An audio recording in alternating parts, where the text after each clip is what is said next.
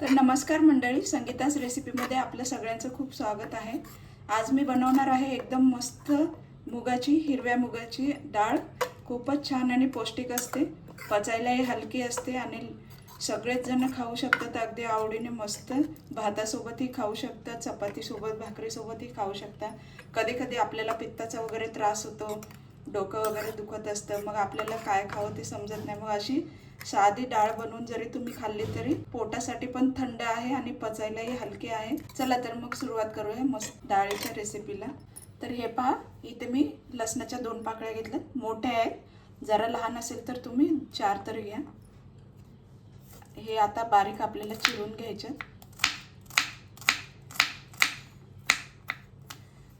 आणि आपल्याला कोथिंबीर चिरून घ्यायची।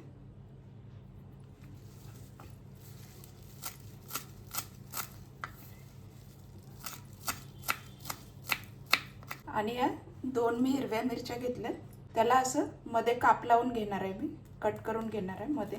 असं याला कट करून घेते आतमध्ये, असं मिरचीला कट करून घेतले आणि थोडासा कढीपत्ता आहे। आता आपण फोडणी देऊया। आपल्याला एकदम साधी डाळ बनवायची, फक्त लसणाच्या फोडणीची। तर ही पहा, मी मुगाची डाळ उकडून घेतली। आता ह्याच्यात आपण मीठ आणि हळद घालूया। अर्धा चमचा मीठ घालते, छोटासा अर्धा चमचा हळद घालते आणि थोडीशी कोथिंबीर आपल्याला याच्यातच घालायची। आता याला मस्त असं घरटून घ्यायचे थोडंसं पळीने। हे पहा, असं याला थोडंसं घरटून घ्यायचं आणि मिक्स करून घ्यायचे।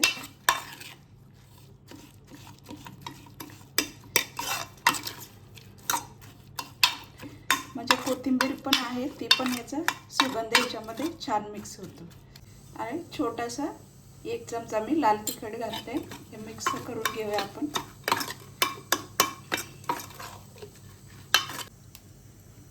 दोन 3 चमचे तेल घातले, तर त्याच्यात आपण मोहरी घालूया। थोडी अर्धा चमचा मोहरी घातली।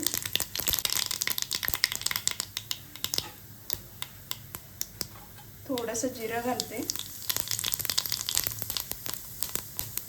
आता आपल्याला लसूण घालायचं। लसूण आपल्याला छान मस्त परतून घ्यायचं आहे, ब्राऊन कलरचा होईपर्यंत, क्रिस्पी होईपर्यंत मस्त। पहा, लसणामुळे खूपच छान याला चव येते। थोडासा कढीपत्ता घालूया, मिरच्या घालूया,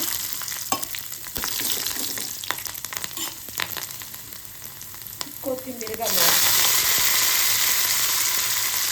फोडणीमध्ये कोथिंबीर खूपच टेस्टी लागते घातल्यानंतर। आता आपण डाळ घालूया।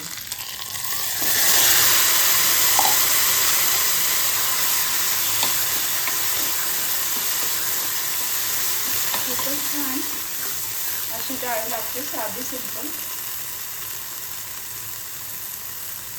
थोडंसं पाणी घालते मी। तुम्हाला हवं असेल तर तुम्ही याच्यामध्ये जरा रस्सा बनवू शकता, ग्रेव्ही तुम्हाला जसं हवं असेल तसं।